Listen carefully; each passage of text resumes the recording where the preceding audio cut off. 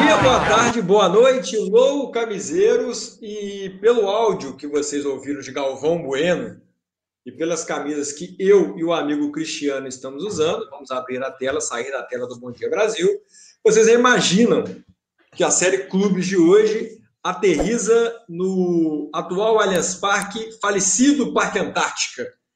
Vamos falar da Sociedade Esportiva Palmeiras.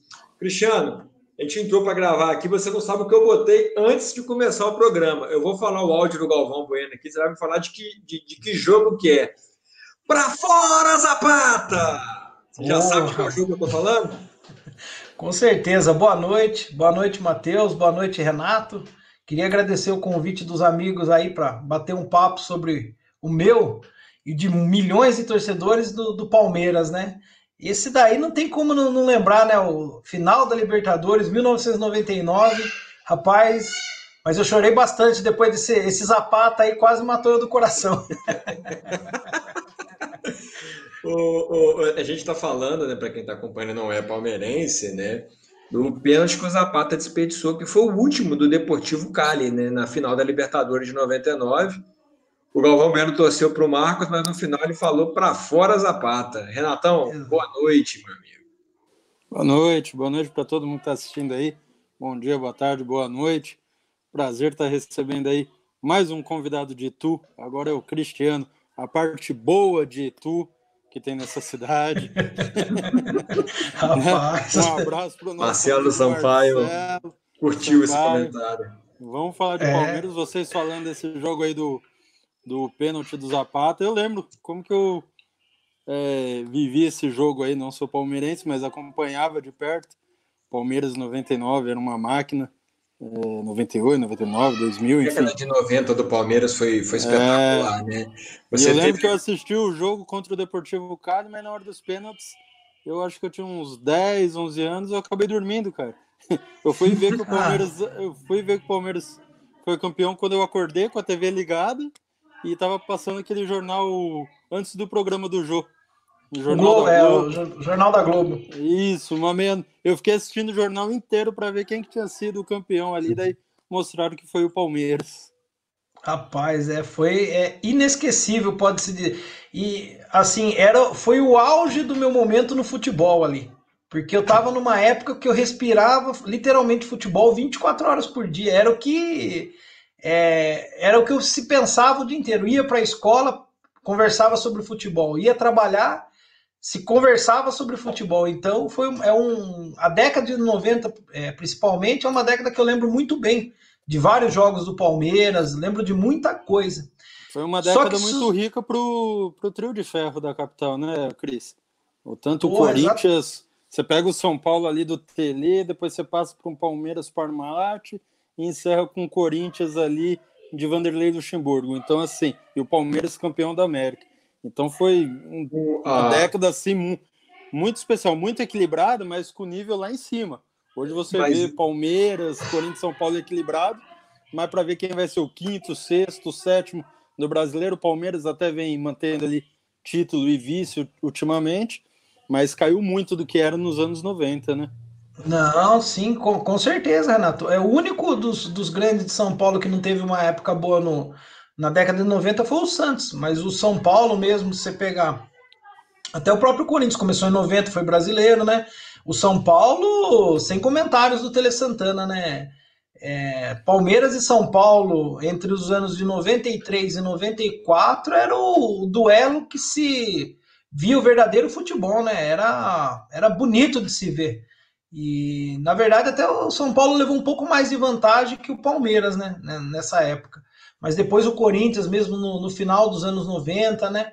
E foi uma época, assim, poxa, proveitosa pra caramba pro futebol de São Paulo. Essa década de 90 aí, evidentemente que a gente, só para dar uma pincelada, né? Se você pegar a grande rivalidade regional que existe no Brasil, que é Rio e São Paulo, eu acho que a década de 90 foi a década que a rivalidade em termos de alto nível, de disputa de títulos dos 8 times, né? A gente tira um pouco o Fluminense e o Santos, mas ficando com o Botafogo, Flamengo e Vasco, o trio de ferro da capital, eu estou citando isso, não é desmerecendo nenhum dos dois. é porque você teve todos os 6 sendo campeões brasileiros, campeões de títulos importantes. Então, o Fluminense tem o histórico gol do Renato, tudo bem, mas Flamengo, Vasco e Botafogo foram campeões brasileiros na década de 90, o Flamengo com o Mercosul e o Vasco com o Libertadores. O Palmeiras, poxa, o Palmeiras ele tem 2 brasileiros, uma Libertadores, uma Copa do Brasil, uma Mercosul, e o Flamengo não foi campeão da Copa do Brasil, foi em 89.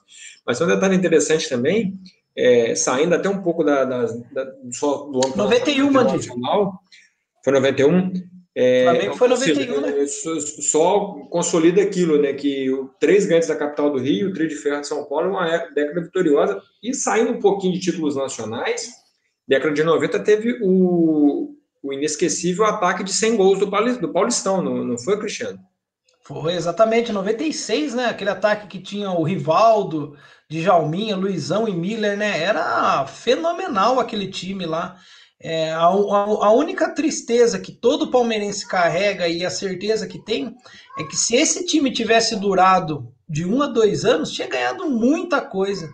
Mas o problema começou com o Miller, né? Que na semana da final da Copa do Brasil contra o Cruzeiro, no segundo confronto ele já não participa, por questão de contrato. Eu não sei quem que foi o gênio que fez um contrato que acabava no meio da final do torneio. Isso contando que aquela época a Copa do Brasil começou e terminou na data estipulada, não teve nenhum problema. Então, quem formou o contrato do Miller, que foi de uma inteligência assim, sabe, maravilhosa. Se ele tivesse ficado e participado ativamente da final, eu acredito que o Palmeiras tinha sido campeão da Copa do Brasil aquele ano. Mas aí... Não, pode falar. Então, mas aí foram deixar ele sair, e o Miller eu não posso dizer, o Miller jogou muita bola no São Paulo, foi demais. Mas aquele Miller do Palmeiras, inclusive esses dias, eu vi até uma votação que fizeram lá pegaram o Palmeiras e São Paulo para comparar alguns jogadores. O próprio Miller escolheu o Miller de 96 em vez do Miller de São Paulo, porque ele falou que ali ele estava um jogador muito mais completo e mais maduro, né? Falando ainda de Palmeiras, né? O Cristiano falou do Miller. Não só o Miller, né? Aquele time do Palmeiras deu muito certo se você vê o pós-Palmeiras de alguns jogadores, né? O Rivaldo, da Corunha, Barcelona, para mim, o principal jogador de 2002 não foi o Ronaldo, foi o Rivaldo. Você tinha Djalminha, que não disputou uma Copa do Mundo, porque no ano da Copa foi dar uma cabeçada no treinador, em 2002, na época do La Corunha, infantilidade. O Roberto já estava nesse time, ele e o Cafu já tinham saído, Cristiano. Minha memória pode me trair agora. O Cafu era o lateral direito, mas o lateral esquerdo tinha chegado em 95 o Júnior do Vitória da Bahia. O Roberto Carlos já não fazia 2002, parte. Né? O Roberto Carlos já não fazia mais. Só que o Júnior, para surpresa de todo mundo, foi um baita de um lateral, tanto no Palmeiras como no São Paulo, né? Ele jogou muito. O Parma também, na seleção brasileira. Exatamente. Que o Júnior... o Júnior, ele é daquela safra que ele não deu muita sorte, porque na época dele tinha muito jogador bom para a posição dele. Se é um cara que joga hoje em dia, era um titular absoluto da seleção, ou até mesmo de algum time europeu, né? Sim. O Júnior disputava ali com o Roberto, com o Serginho no São Paulo, que depois foi para o Milan, né? Então era uma competição bem grande aí. Mas não, assim, tinha também... até pelo que o Matheus falou aí, vários pentacampeões de 2002 já estavam nesse Palmeiras aí de 96, né? O capitão, o primeiro jogador, por exemplo, o Cafu e o Rivaldo. Era Cafu, o Cafu, Rivaldo, né? Luizão, né, que você falou, o Júnior. Luizão, né, o Júnior. E poderia ter tido o Djalminha, né, se não fosse a cabeçada. E deixa eu fazer uma pergunta, Cristiano, agora saindo um pouquinho da década de 90, eu vou entrar em polêmica com a torcida do Palmeiras, mas o Renato, e quem já acompanha o canal, sabe o que eu vou falar. Eu sou terminantemente contra, olha que meu time é beneficiado por isso, qualquer tipo de unificação de título que exista. Eu sou terminantemente contra. Taça Brasil virar brasileiro, Robertão virar brasileiro, Copa Rio virar mundial, eu sou terminantemente contra. Mas a minha pergunta é isso para um cara fanático como você. A sua opinião e como que é o sentimento da torcida do Palmeiras em si com relação a isso. O Palmeiras hoje é o maior campeão nacional, isso não é dúvidas. Eu sou contra falar que é o maior campeão brasileiro, isso é opinião, isso é uma situação pessoal.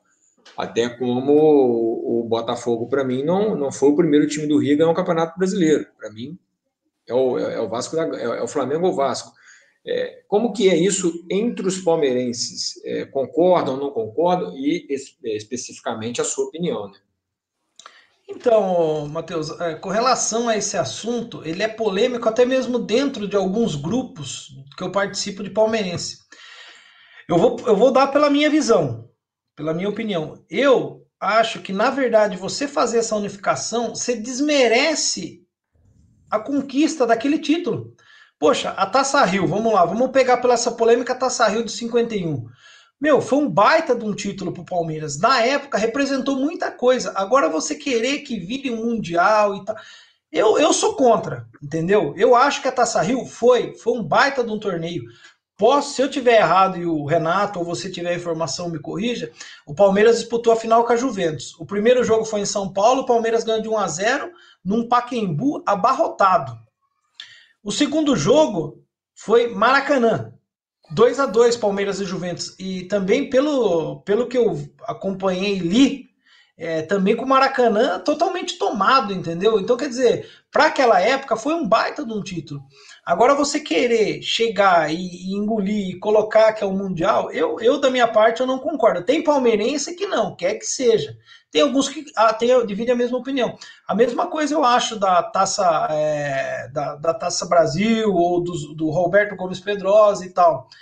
Cada título tem a sua importância e já tinha aquela nomenclatura. Não era um campeonato brasileiro que se disputa hoje, entendeu? Então, como você falou bem, o Palmeiras é o maior campeão de títulos nacionais. Agora, o maior campeão brasileiro não é o Palmeiras, né? Vamos dizer assim, né? Então, eu divido da sua opinião. Eu acho que esse negócio de unificar título vira muita bagunça e também perde um pouco da história e da essência do clube, né? Porque, poxa, tem cada conquista legal. É a mesma coisa você juntar a Copa do Brasil e querer que vire brasileiro. Teve time que foi campeão da Copa do Brasil disputando o quê? Você pegar oitavas, quartas, 2, 4, 6, 8 jogos. E teve time que foi campeão brasileiro disputando quanto? 40 partidas, né? Evidentemente. Existe uma... eu compartilho da mesma coisa que você, não sei se o Renato também tem essa ideia. Eu acho que a unificação, ela dá para um torneio um status que ele não tem e tira uma glória que ele tem. Entendeu? Muita gente fala, na época que saiu a primeira unificação em 2010, eu era editor de esportes da Folha, e eu até fiz um artigo, né, porque foi muito criticado, porque o seu time não é beneficiado, eu sou botafoguense, meu time foi beneficiado com o título que virou brasileiro. E muita gente questionou. Eu citei até no texto em que o Genoa, no final do século passado, ele foi campeão italiano jogando 2 ou 3 jogos, que foi tudo no mesmo dia. Mas sabe qual é a diferença se você jogar 2, 3 jogos no final do século retrasado, aliás, e ser campeão? É porque quando o Genoa foi campeão jogando 2, 3 jogos no mesmo dia e o campeonato acabou, já era campeonato italiano. Então tem uma diferença gigantesca em um campeonato que começou em 1800, lá vai Guaraná com rolha, com o nome de campeonato italiano, igual a Copa do Mundo. A Copa do Mundo não começou hoje com 32 e agora com essa Copa São Paulo que vão fazer aí de Copa do Mundo, né? 72 seleções. A Copa 48. Do Mundo começou com 32, começou com 16, talvez, 12, enfim. Nem a Copa do Mundo, mas a Copa do Mundo, desde 1930, já era a Copa do Mundo. O campeonato italiano, no final do século XIX, já era campeonato italiano. Então, eu sou contra 12, 14, eram 15 seleções na Copa do Mundo de 30. Eram 15 seleções, 9 com 4. Aliás, foram 3 grupos de 3 e um grupo de 4. Ou seja, eram 13 seleções na primeira Copa do Mundo. Mas é aquilo, já era a Copa do Mundo. Então, não fiquem com raiva. Para mim, nem Copa do Mundo da Venezuela, que o Botafogo está pleiteando ser trimundial, Copa Rio. O que eu ainda considero o Mundial é a Intercontinental, porque todo mundo, apesar de ser... Algumas pessoas chamaram de Copa Jeep, brincando e etc. e tal, todo mundo sabia que aquilo era um Mundial. Entendeu? Então, com certeza. Encontrei um palmeirense que concorde comigo com relação à sonificação. E agora vamos para o que interessa, né? Camisas. O que você separou para a gente aí, Cristiano? Então, vamos tentar pegar aqui o foco. Vamos lá. A primeira que eu separei é uma. Essa daqui para o palmeirense, ela tem suma importância. É uma camisa idêntica que o Evair usou na final de 93 do Paulista. Tá? É uma camisa manga longa, tá? Fabricante a Rummel. Então, para o palmeirense, isso daqui, cara, um carinho e um carinho. Ó, eu vou te falar uma coisa. Eu acredito que para o palmeirense que vivenciou essa época da final do Paulista de 93, o título é mais importante que o da Libertadores de 99. Eu tenho quase certeza disso. Então, para aquele palmeirense que vivenciou a final de 93 e a da Libertadores de 99, se você for perguntar para ele colocar na balança, de 10, ó, vou chutar aí, 8 vai responder que a final de 93 foi mais importante, viu, Matheus e Renato? Isso aí é questão de gosto, opinião, eu conheço um palmeirense, cara, que vocês vão brigar, mas ele fala que o título mais importante do Palmeiras é a Copa do Brasil de 2012. 12. Porque ele acha impossível um time ser campeão com um gol do Betinho. Então ele fala que esse time merece o status de maior título da história do Palmeiras. Ó, como você falou da Copa do Brasil de 2012, vamos pegar, só para pegar o seu gancho aí. Tem aqui também uma. Quer ver? Eu separei ela pra gente. Essa daqui, ó, é da final da Copa do Brasil de 2012. Essa daqui, ó. Essa camisa aqui, ela é idêntica à da final contra o Coritiba, né? Ela é do Thiago Heleno, zagueiro que jogou no Palmeiras e no Atlético Paranaense mais recentemente. Ela tá autografada inteirinha por todos os jogadores daquela final. Essa camisa aqui foi um amigo em comum, o Renato, o Ivo lá de Araras. Até mandar um abraço pro Ivo, né, Renato? Sim. Gente finíssima, foi ele que conseguiu para mim, com a família do Luan, o Luan, atacante do Palmeiras. A família dele é de Araras. E essa camisa, o Thiago Heleno tinha deixado para ele na final de contra Curitiba. E aí, por motivos aí, o pessoal acabou vendendo, o Ivo conseguiu e me ofereceu. Perguntou se eu tinha interesse e acabei pegando ela, então. Mas é um título também muito importante pelo elenco e pelo plantel que o Palmeiras tinha mesmo, viu, Matheus? O ano que o Palmeiras terminou com o segundo rebaixamento da sua história, por exemplo. Exatamente. O Palmeiras tinha levado 6 do Curitiba um ano antes, né? No mata-mata da própria Copa do Brasil. No Couto Pereira. Quem lembra, assim, colocavam, por incrível que pareça, lógico, tem a questão da camisa, pesar tudo, mas todos pensavam que o título seria do Curitiba, né? Principalmente puxando pelo ano anterior. Curitiba deu 2 pipocadas seguidas. Exatamente, com o mesmo técnico aí do Marcelo Oliveira, né? Sim. Então. Mas o Palmeiras não era favorito nessa Copa. Para começar, assim, as primeiras fases que o Palmeiras passou, ainda eram times que o Palmeiras pegou, por exemplo, o Paraná. O Palmeiras foi campeão paranaense, inclusive, nessa Copa do Brasil, se você for ver bem, né? Porque ganhou do Paraná, ganhou do Atlético Paranaense, ganhou do Curitiba. Só não ganhou do Super Londrina. Faltou o maior do Paraná. Então, só não pode considerar. Esse caiu antes, caiu na primeira. Então. E essa Copa do Brasil foi interessante o Palmeiras ser campeão em cima do Curitiba, porque o Palmeiras, um ano antes, é um dos maiores vexames dele, que foi aquela derrota com o gol do Geraldo, né? 6-0, 5-0. Sim. E não era. Foi o que o Cristiano falou, eu brinquei com o Fernandão fala que um time que é campeão com o gol do Betinho tem que ser o maior título da história de qualquer clube. Na própria narração, o Kleber Machado deu gol para o Marcos Assunção. Depois que o Kleber Machado voltou atrás, deu gol para o Betinho. O Palmeiras, naquele ano, ele é um time que jogava por uma bola, né? Aquela bola parada do Marcos Assunção, né, Cristiano? E quando não tinha o Marcos Assunção, ele dependia de um milagre acontecer. E aí o Palmeiras terminou o ano rebaixado, não foi novidade para ninguém, rebaixado até... Eu posso estar cometendo uma heresia minha, eu acho que no jogo que o Palmeiras caiu contra o Fluminense, foi contra o Flamengo com um gol do Wagner Love. Que o presidente do Palmeiras foi para a praia depois e postou em rede social. A bola desviou num zagueiro, se não me engano, era argentino, né? Um zagueiro ruim para danar também do Palmeiras. Zagueiro ruim argentino. Aliás, gringo ruim, o Palmeiras trouxe a balde. Eu lembro do Gioino, do Carlos Castro. Senhora. O Carlos Castro ele chegou para a Série B em 2003. Eu lembro que o Botafogo estava jogando também. Acho que ele nem entrou em campo. Lembra do Florentino? O falecido Florentino. O Florentino já faleceu. Não, mas, poxa, vamos lembrar também, tem os bons, poxa. Tem o Valdívia, tem o Arce. Eu gostava do Ortigosa. E o Tobi? O Ortigosa, ele foi um cara, assim, que ele ficou muito marcado para a torcida do Palmeiras, mais pelo jeitão dele do que pelo futebol. Teve um outro também, um colombiano, que inclusive ajudou muito o Palmeiras na final da na campanha da Libertadores do Palmeiras 2001, que é o Munhoz. Um baixinho, um ponta-direita. Então, a torcida gostava muito dele. O Ortigosa foi outro que caiu muito nas graças da torcida. Nessa Copa do Brasil de 2012, na verdade, quem era o destaque do Palmeiras era o Barcos, o Hernan Barcos.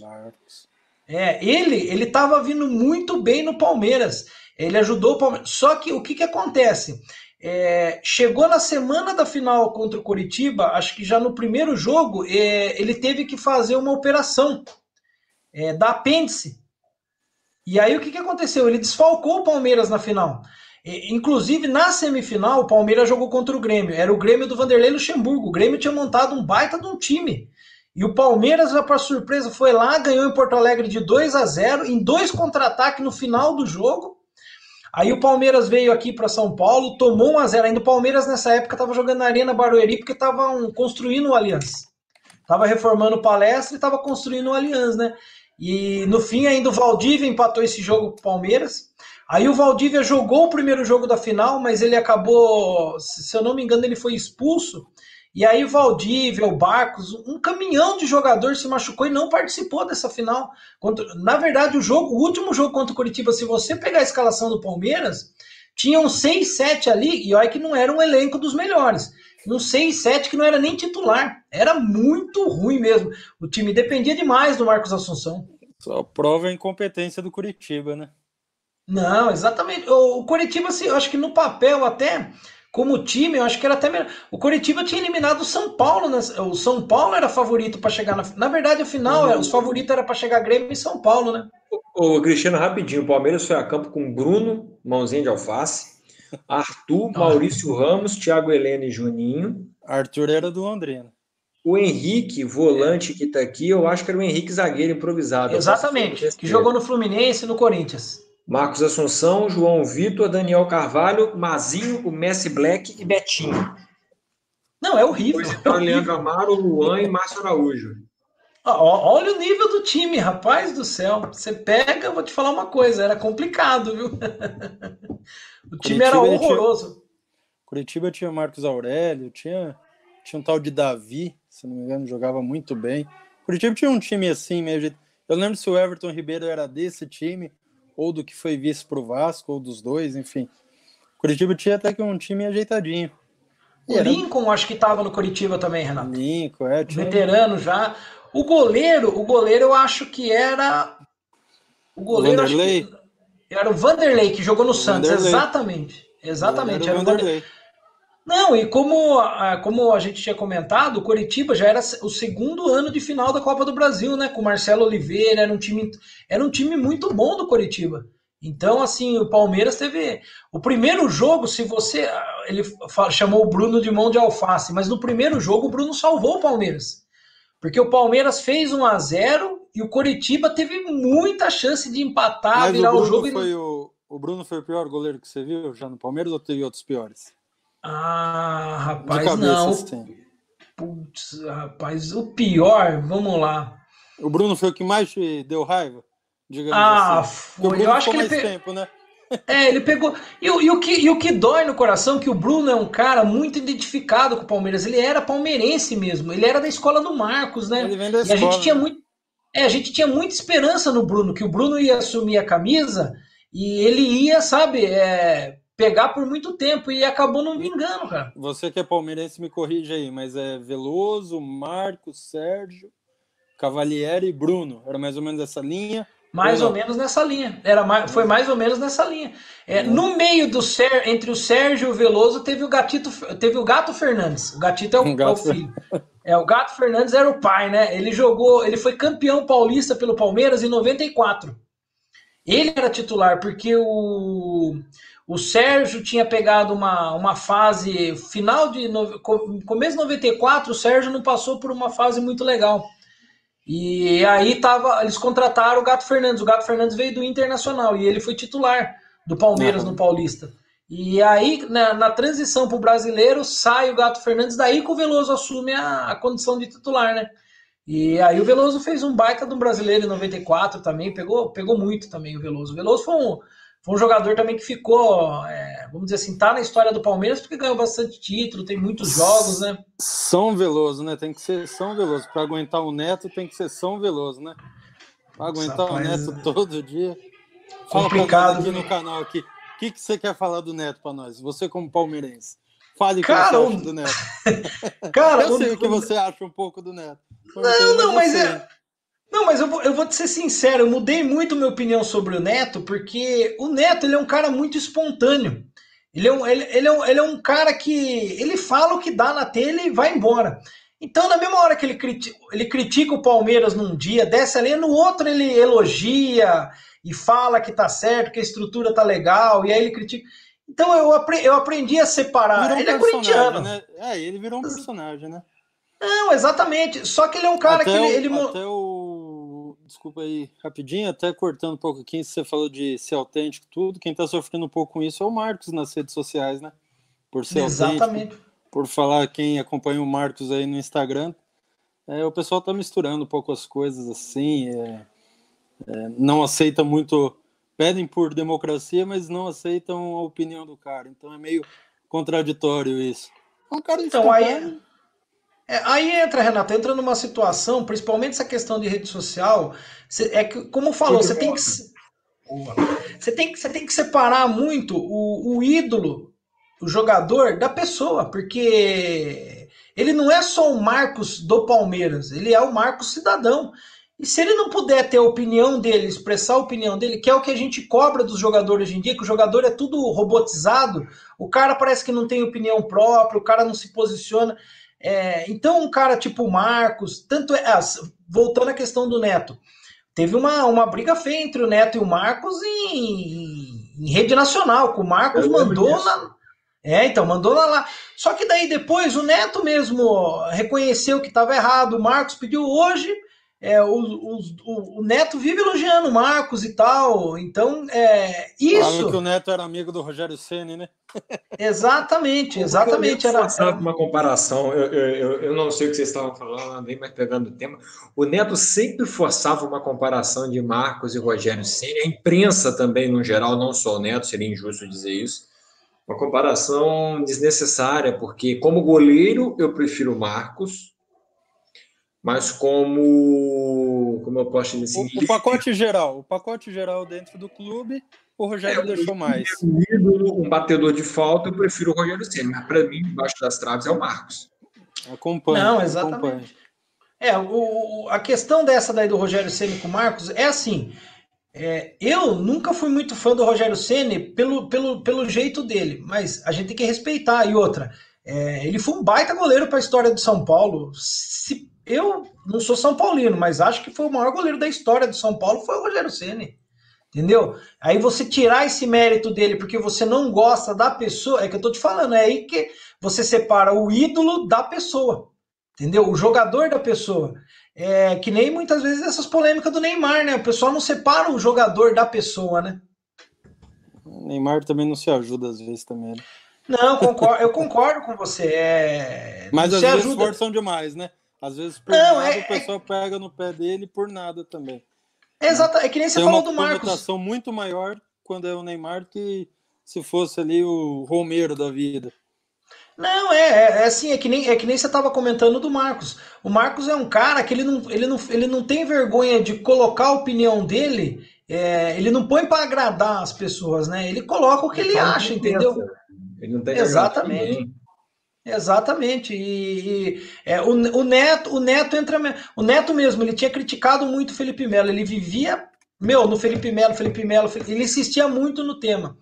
E há um tempo atrás ele pediu desculpas, porque ele descobriu o outro lado também do cara, porque o Felipe Melo não passa de um personagem muitas vezes também, né? Ele exagera também. E o próprio Felipe Melo reconheceu isso uma vez, que isso prejudicou até um pouco a imagem dele e tal.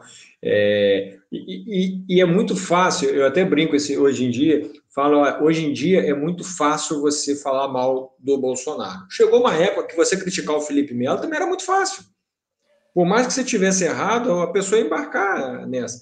Por exemplo, exatamente. Eu achei, fugindo só um pouquinho do tema, rapidinho, para a gente voltar a falar de camisa, o que aconteceu naquele episódio PVC Felipe Melo, Copa do Mundo de 2010, para mim o PVC colocou a palavra mal.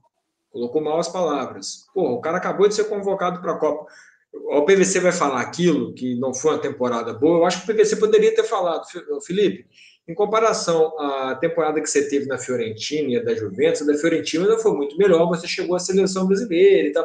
Mas o PVC já foi logo na lata, sua temporada foi horrível, pior companhia. Aí o Felipe Melo estourou, depois à noite eles se acertaram. Mas enfim, o Felipe Melo é um personagem, mas que numa época era muito fácil você falar mal dele. Ah, não, sim, com certeza. E todo mundo sabe que ele é um cara que ele não leva desaforo para casa, né? Se ele tiver que contestar e falar, ele vai. Como palmeirense, a torcida gosta muito dele aqui. Poxa, o pessoal gosta demais, mas tem hora, a gente mesmo sabe que ele exagera um pouco na dose. Ele podia, se ele fosse um cara um pouco mais calmo, a carreira dele teria sido muito melhor, entendeu? Não, pro nível do Felipe Melo, ele teve uma baita de uma carreira até, se a gente for pegar. Mas poderia ter ido até mais longe do que foi, né? E o Felipe Melo já deu uma reviravolta, porque quando ele saiu do Cruzeiro, campeão brasileiro, e foi para o Grêmio rebaixado, ele começou a rodar time pequeno na Espanha até chegar na Fiorentina. E aí foi Juventus, sim, exatamente. Seleção, caiu, Turquia, e agora voltou para o Brasil, para um cara que ainda tinha carreira para lenha para queimar no futebol. Não, sim, mas se a gente pegar o jogador Felipe Melo, pelo menos eu acho ele um bom jogador. Pro nível do futebol hoje do Brasil, ele é um cara que se encaixa perfeitamente em qualquer grande clube, sabe? Então eu não sei se é o nível do futebol brasileiro que tá muito baixo, né? Ou se realmente é ele que tem um futebol um pouco acima, né? Aí fica a questão, aí vocês também ficam à vontade para dar opinião, né? E voltando ao tema aqui, vamos falar um pouquinho mais de camisa. De camisa, falar. O que você separou mais pra gente aí, Cristiano? Vamos lá, tem mais uma. Essa daqui é da Libertadores, velho. Essa daqui é a Libertadores 99, 10 foi o Alex, que jogou demais aquela Libertadores. Outro áudio. Qual jogo é esse? Alex, a fera do jogo. Esse Alex, a fera do jogo, não é aquele contra o São Paulo que ele faz o gol de... Não, esse é contra o River, quando ele faz aquele gol no ângulo deslocando o banana. O Galvão Bueno fala, Alex, a fera do jogo. O 3-0 que o Palmeiras reverteu depois de tomar 1-0 lá, que o Marcos salvou a gente de tomar um caminhão de gol lá no Monumental de Nunes lá. E aí no jogo de volta, esse jogo do Palmeiras com o River, esse 3-0, foi um 3-0 que enganou um pouco, porque era para ter sido muito mais. O Palmeiras perdeu muito gol nesse jogo. Quem assistiu o jogo, olha, tranquilo, podia ter sido um 5-0 pro Palmeiras pelo número de gol que o Palmeiras perdeu, viu? Essa camisa que você mostrou do Alex, ela é de jogo, ou Cristiano? É uma camisa só alusiva ao ano? Não, é uma camisa só alusiva ao ano. Não é uma camisa que o Alex usou ou algo assim. É uma camisa alusiva ao ano de 99, uma manga longa. Essa daqui é idêntica à da Libertadores mesmo de 99, né? O Alex jogou aqui em Londrina, Cris, só cortando rapidinho. O Alex jogou aqui em Londrina, aqui no Pré-Olímpico de 2000. Ele e o Ronaldinho Gaúcho faziam a meia. E teve um Brasil e Argentina assim que o Alex fez chover. O jogo, se eu não me engano, ficou 4-2 pro Brasil no Pré-Olímpico, 3-2, se não me engano. E o Alex acabou com o jogo. Ele tem um golaço que ele bate de fora da área, assim, que eu não lembro o nome do goleiro, mas a Argentina tinha em campo, você vê, o Pré-Olímpico da Argentina. Era Riquelme, Aimar, Saviola, Cambiasso. Era um baita time pré-olímpico também da Argentina. E o Brasil, ele tinha, além do Ronaldinho, ele tinha aquele Varley, lembra do Varley? São Lembro, Paulo. centroavante de São Paulo. Fabiano, genro do Lucha. Então, assim, era um time... Novamente, era um time que a Argentina, assim, tinha tudo para passar do Brasil, assim. Aí o Alex e o Ronaldinho acabaram com o jogo aí. O Alex jogou demais aquela partida. Eu lembro desse jogo. Foi um 3-1 pro Brasil, Renato. A Argentina chegou a fazer 2. Acho que a Argentina, se eu não me engano, fez 2. Com o Riquelme batendo falta. O Milito estava na zaga. Gabriel Milito. Mas o Brasil jogou muito esse pré-olímpico, não foi? Sim, jogou. Teve um 9-0 na Colômbia aqui, né? Fez um 9-0 aqui. E depois foi aquela decepção na Olimpíada, rapaz do céu. A turma tava botando a maior fé. Pelo pré-olímpico que o Brasil tinha feito, tinha tudo para trazer a medalha, né? E acabou decepcionando, né? Sim. Então, fala mais um pouquinho dessa camisa aí, Cris, da Libertadores. Vamos lá, ó. Então, tem essa da Libertadores, tem uma outra também que eu gostaria de mostrar para vocês aqui. Ah, tá. Só para não perder essa do Paulista de 96, como o Matheus tinha falado, o ataque dos 100 gols, né? Dos 102 gols do Palmeiras. O 10, quem que era o 10 do Palmeiras, Renato? 96? Eu não acompanhava futebol, não. Era o Rivaldo? 96 era o Djalminha. Djalminha. Ele era, ó. O Djalminha e o Luizão tinha vindo do Guarani, os dois. Na verdade, esse time do Palmeiras em 96, ele começou a ser montado em 95. Tá? O que aconteceu? O Palmeiras foi campeão brasileiro 93 e 94 com o Luxemburgo. O Luxemburgo era o melhor técnico do país. No final de 94, o Luxemburgo resolveu sair do Palmeiras e foi pro Flamengo para montar lá o time dos sonhos. O centenário, né, do Flamengo. Exatamente. Só que daí, vamos dizer, esse divórcio foi tanto ruim pro Palmeiras como pro Luxemburgo. Porque nem o Luxemburgo foi bem no Flamengo e nem o Palmeiras teve um ano bom. Porque daí em 95 o Palmeiras começou com o Valdir Espinosa, que treinou o Grêmio, treinou o Botafogo. Acho que falecido o Valdir Espinosa, né? Não faz muito tempo, né? Ele faleceu nesse ano, um grande ídolo, inclusive, para eu que sou botafoguense. Então. Exatamente. Só que no Palmeiras ele acabou não indo bem. Aí ele sai no meio do Campeonato Paulista e chega o Carlos Alberto Silva, que ficou muito conhecido. Treinou o Guarani, treinou Corinthians, treinou a seleção brasileira na medalha de prata e tal.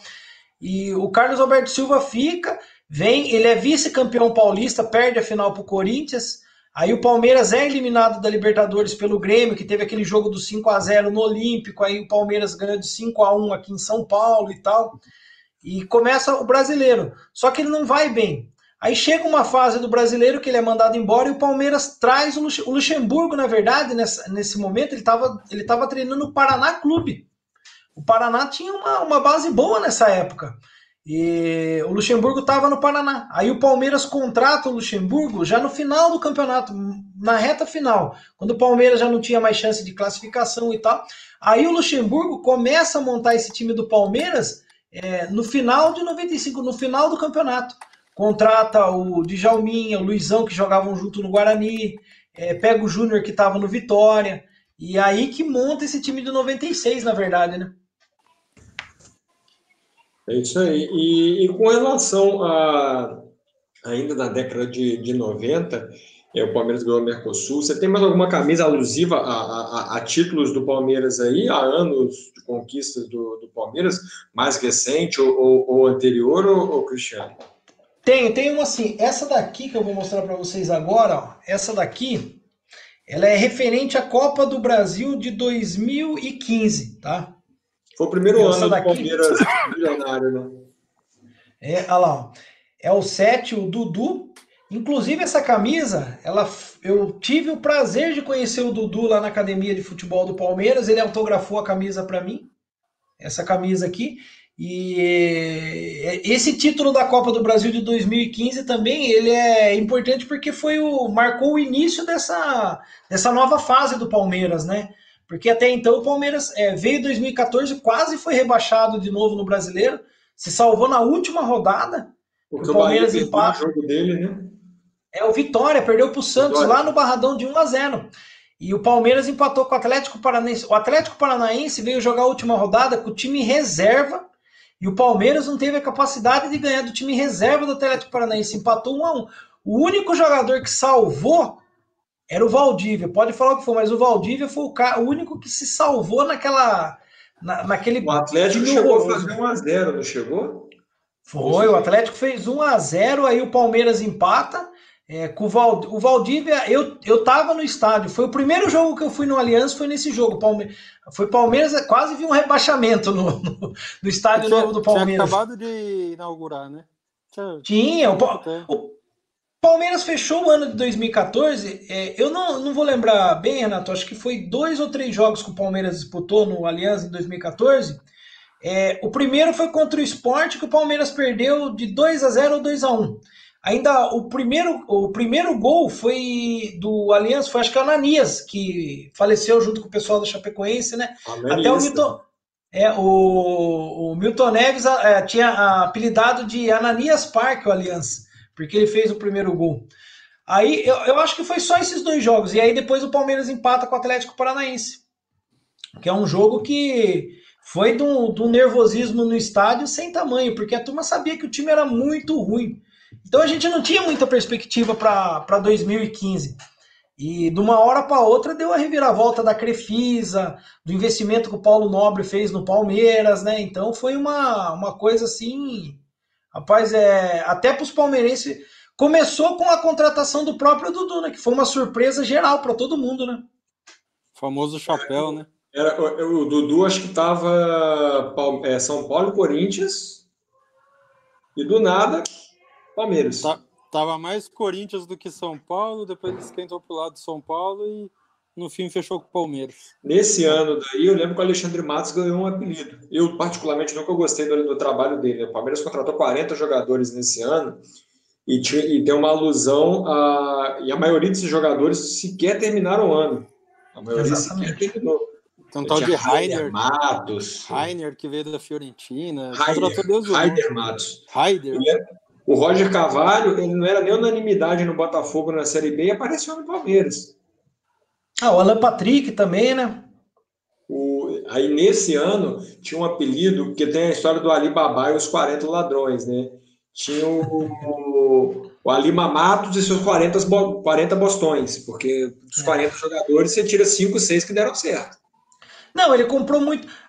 O que o Matos fez pelo Palmeiras, como pode-se dizer?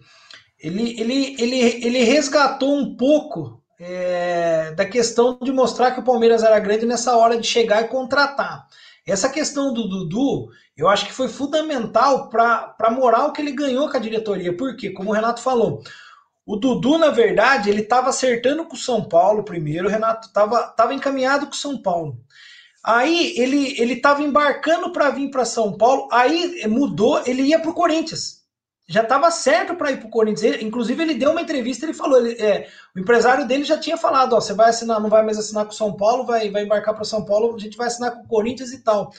E no meio do caminho, quando ele chegou em São Paulo, aí que o Matos mostrou um pouco de jogo de cintura e tal. Que ele foi lá e meio que sequestrou o Dudu no aeroporto com o empresário, ele tinha já mais ou menos feito uma conversa, levou ele para um escritório e não deixou ele chegar até o Corinthians para assinar o contrato, porque ele tinha vindo para assinar o contrato com o Corinthians. E aí o Matos levou ele lá para o escritório e tal, e aí conversaram, o Matos colocou a proposta, o planejamento do Palmeiras, logicamente deve ter oferecido um caminhão de dinheiro para ele, porque ninguém é besta, né? De acreditar que também foi só por amor, o Palmeiras estava numa draga danada, ninguém, aí que tal, porém, anterior a isso, nenhum jogador queria vir jogar no Palmeiras. O Palmeiras estava com uma reputação, porque não estava ganhando título, a diretoria não era de confiança, teve até um jogador que jogou no Botafogo, no Grêmio, o centroavante, era André Lima, não era André Lima o nome dele? Pra você ter ideia, o André Lima recusou o Palmeiras para ir para a Vitória da Bahia. Então, você imagina como que estava a moral do torcedor do Palmeiras nesse momento. Eu lembro até hoje que eu estava na casa de um cunhado meu e, de repente, sai a notícia, acho que no UOL eu vi, do nada. O Dudu fechou com o Palmeiras.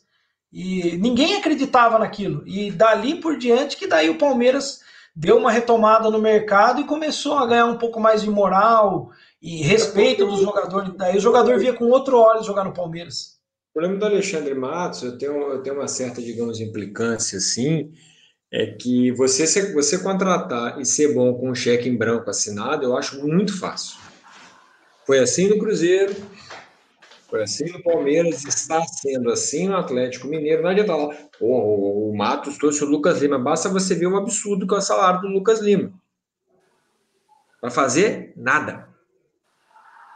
Hoje o Lucas Lima não é unanimidade nem no banco do Palmeiras. Não. O Lucas Lima vive até hoje de um ano que ele fez espetacular no Santos. E isso tem uns 5 anos. 2015, exatamente 2015. Ele vive de 6 meses de uma Série B no Sport e de um ano espetacular no Santos. No Inter, ele não deixou saudade? Não. Eu concordo com você, Matheus, porque a gente não pode levar em consideração, poxa, que nem o Dudu, foi uma baita de uma contratação. O Zé Roberto, apesar de ser já um veterano, resgatou muito da identidade. O Zé Roberto se tornou um ídolo para a torcida palmeirense, mesmo ele já estando em final de carreira, pelo profissional que ele foi, pelo respeito que ele impunha em campo e tal. Mas o Alexandre Matos, ele é aquele cara que ele faz o bem no primeiro momento, mas o que ele deixa depois para o clube, eu não acho legal. Eu vou te dar um outro exemplo do Alexandre Matos. Em 2016, 2015, o Botafogo lançou um garoto na zaga, ele foi titular em 2016, Emerson Santos. Em 2017 ele não quis renovar, ele saiu de titular a ser a quinta opção.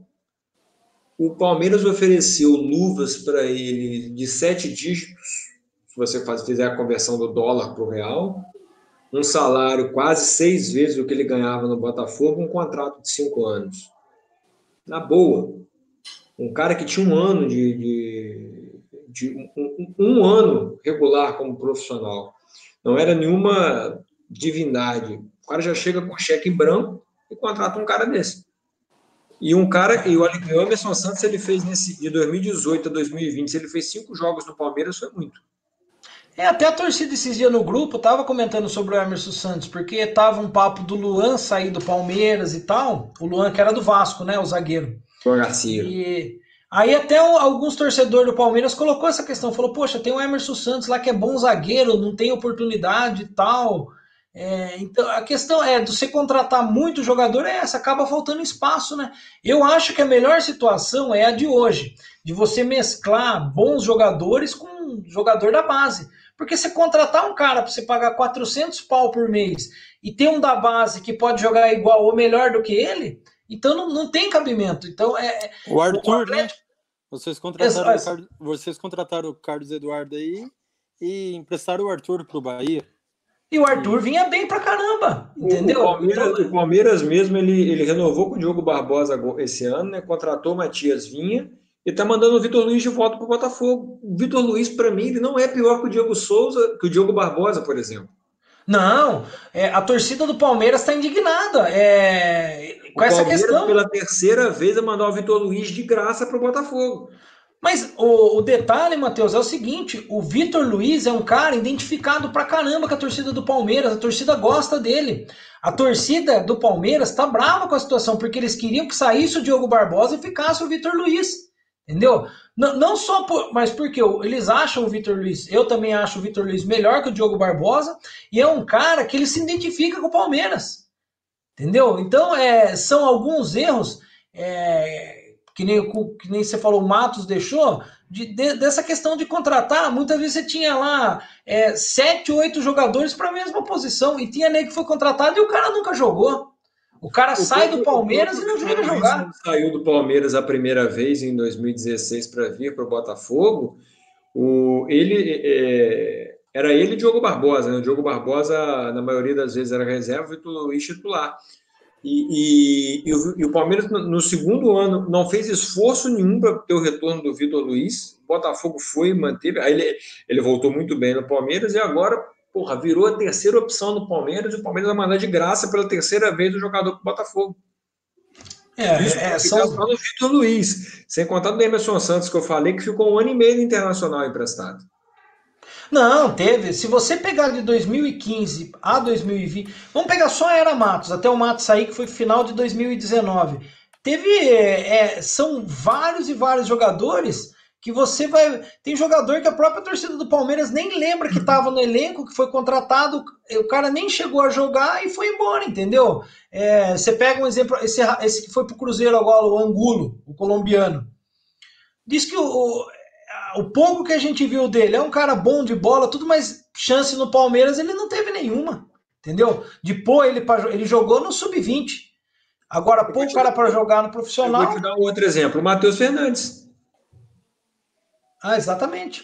O Palmeiras pagou rios de dinheiro ao Botafogo, tudo bem, vendeu bem pra caramba pro Barcelona agora, mas pagou rios de dinheiro pro Botafogo, o cara jogou 5, 6 jogos no ano. Agora que ele estava sendo titular com o Luxemburgo. O Arthur Cabral, do Ceará também, né? Foi lá para a Suíça. Eu vou te dar um exemplo de menino da base, até porque a gente já está estourando o tempo para falar um pouco mais de camisa. O Papagaio começou super bem no Palmeiras, chutaram ele, aí já rodou 2 empréstimos e está afastado. Ele chegou aí para o Atlético Mineiro, né? Ele foi para o Atlético Mineiro, depois foi para o Goiás e agora está encostado no Palmeiras. Então, a questão você tem outro que se não abrir o olho e não souber aproveitar, vai embora, é o Gabriel Veron. É um cara que já provou que é bom de bola, que sabe jogar, entendeu? O moleque tá concentrado, tava indo. Só que assim, não tão.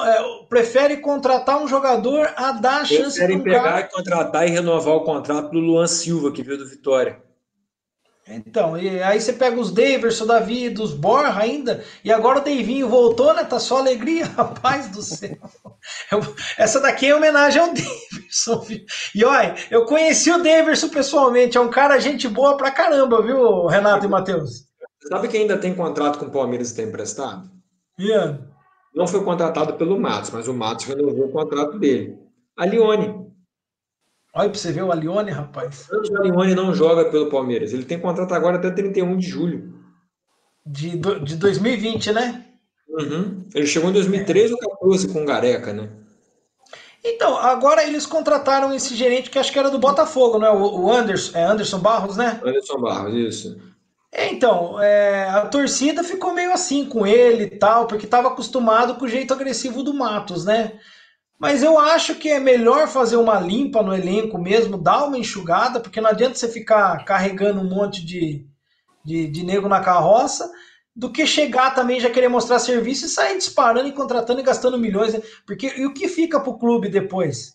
Olha a situação atual do Corinthians, esquecendo lá do torcedor e rival. Né? O Anderson Barros ele faz um trabalho muito legal de integração de base profissional.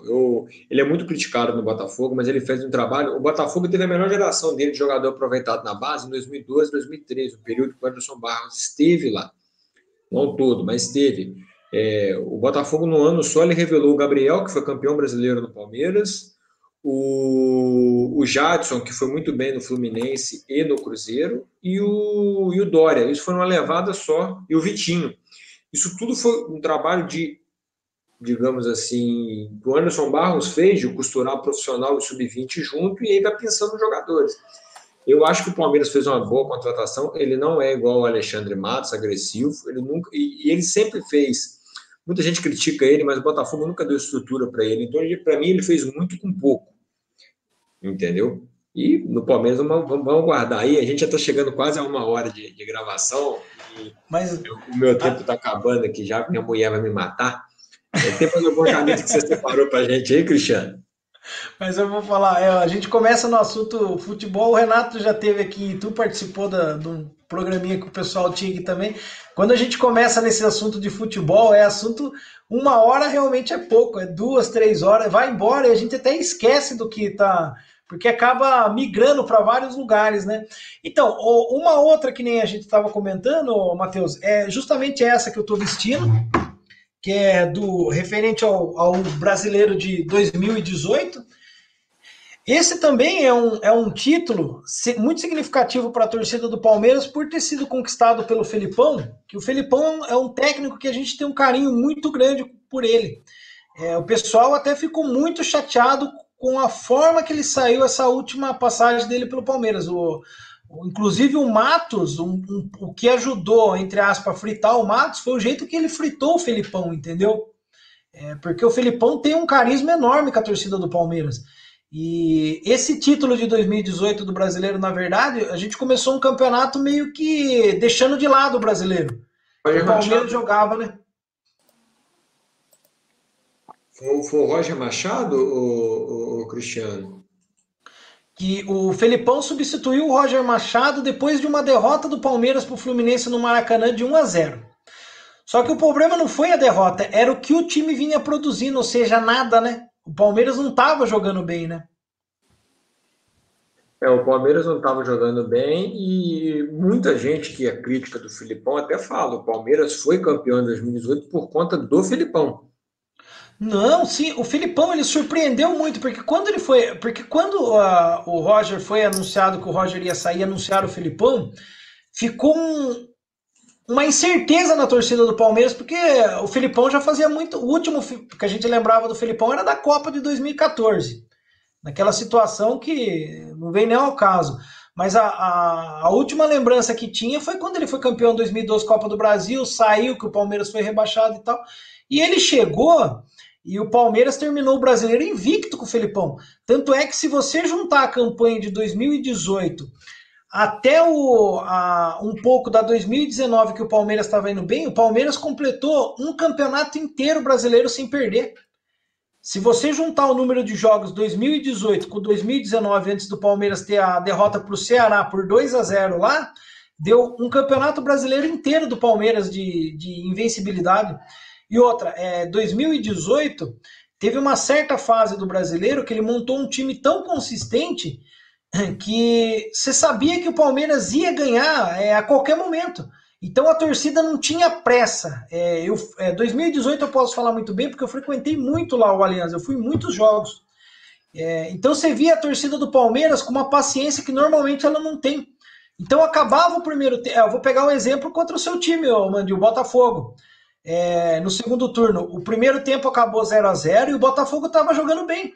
Só que a torcida tinha tanta confiança que sabia que a vitória ia vir e realmente veio. Depois foi 2-0 e tal. E no final sempre acabava. Então, sempre acabava saindo essa vitória. O Dudu ainda perdeu um pênalti nesse jogo. Sim, exatamente. Foi mais ou menos por aí, entendeu? Então, quer dizer, foi um título assim muito comemorado pela torcida. Apesar do Palmeiras ter sido campeão em 2016, o de 2018 é especial pela maneira que foi, que o Palmeiras começou o campeonato meio deixando de lado e depois por ser o técnico Felipão, né? É isso daí. E o Felipão saiu depois de 2 goleadas em 10 dias, né? Que foi... 2 goleadas, não, perdão. A eliminação da Copa do Brasil e a goleada para o Flamengo em quê? 5 dias, 6 dias, não sei se chegou isso tudo. E o Felipão acabou saindo, né?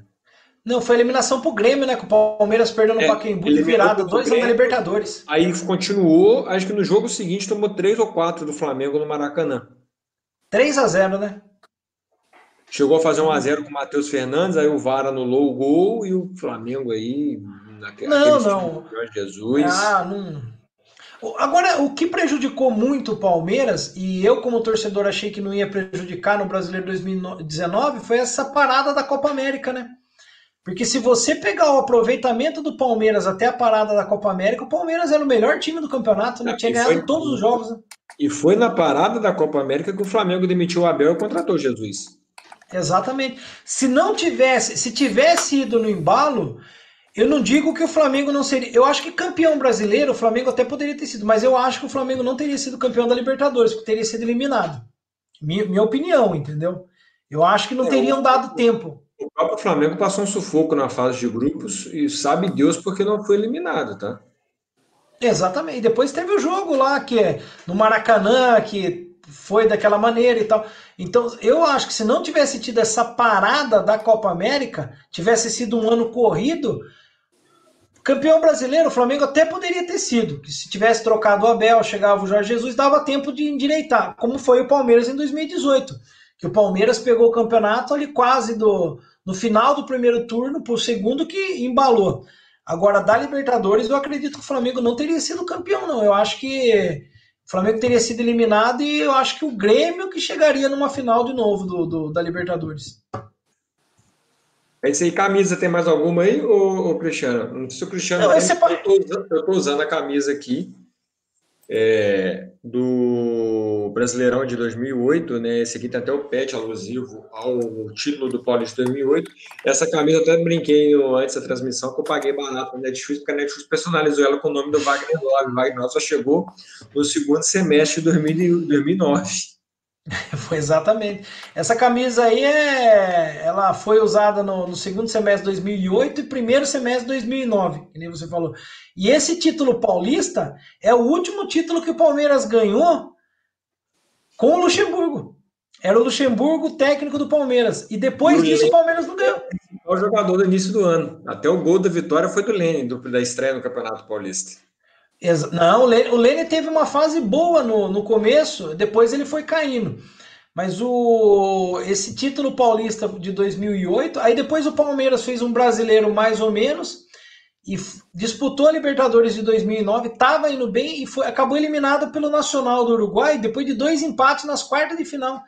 Aí o Luxemburgo acabou não ficando, aí entrou o Jorginho, depois o Muricy. Era um título em 2009, quase ganho, entregamos para o Flamengo de bandeja mais uma vez. E eu estava no jogo que o Palmeiras perdeu o título em 2009.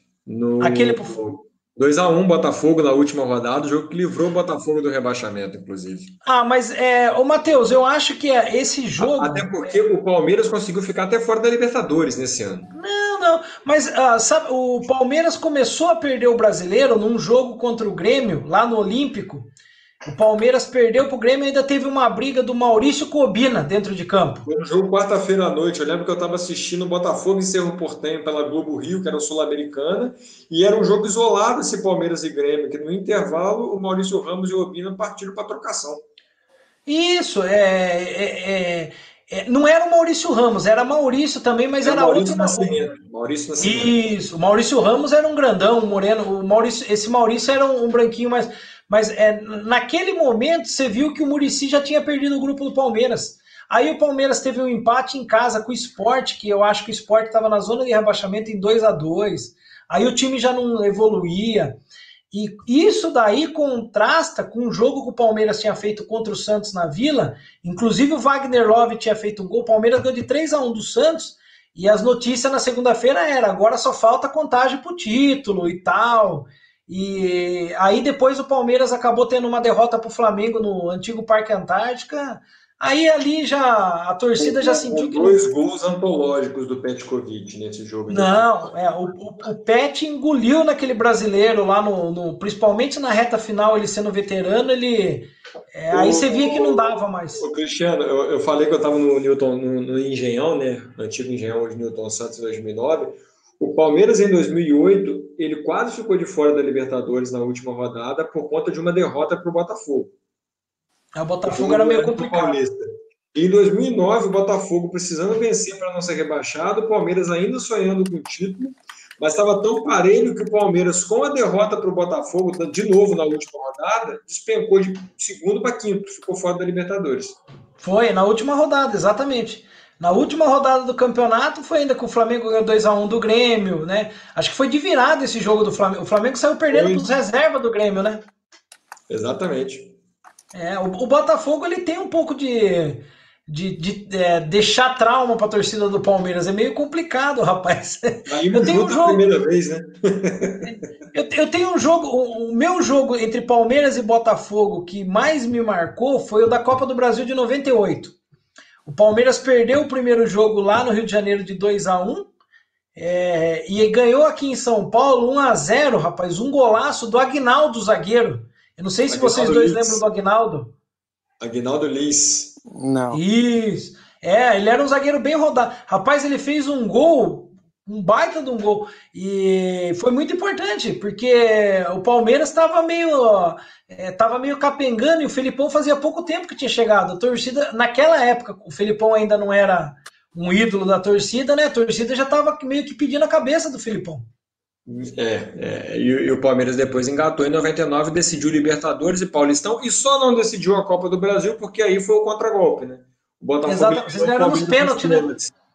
Ô Cristiano, Eu não sei se você lembra desse jogo, mas o Botafogo empatou no Parque Antártico, empatou no Maracanã, e o Wagner acabou. O Arce perdeu um pênalti, o Wagner depois pegou o pênalti do Rogério, e o Sérgio Manuel fez, decretando a classificação do Botafogo.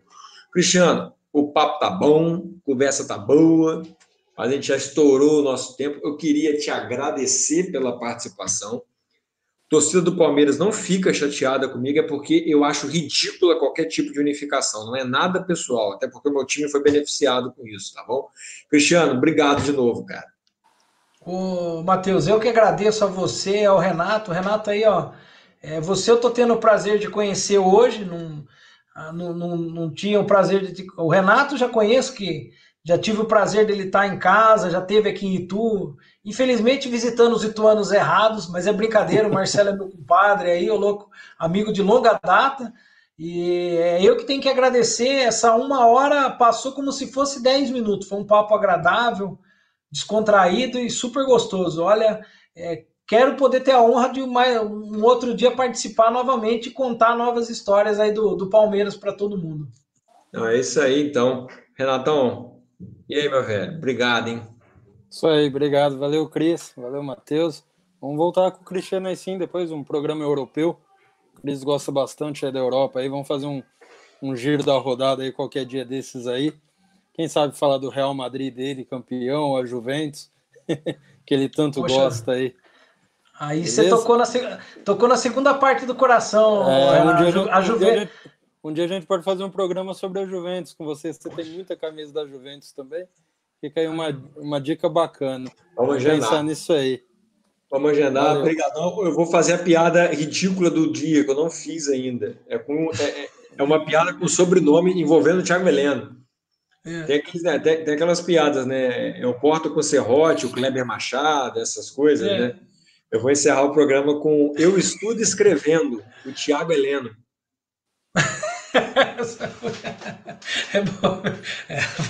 Foi horrível mesmo, Matheus. O Cristiano riu por educação lá, beleza. Não, é porque foi horrível mesmo. Uma merda. Tá acostumado com o Marcelo, né? Mais ou menos igual. Então. Não é muito melhor que isso não, Renatão. Um abraço, viu, gente? Valeu. Até mais. Tchau, tchau.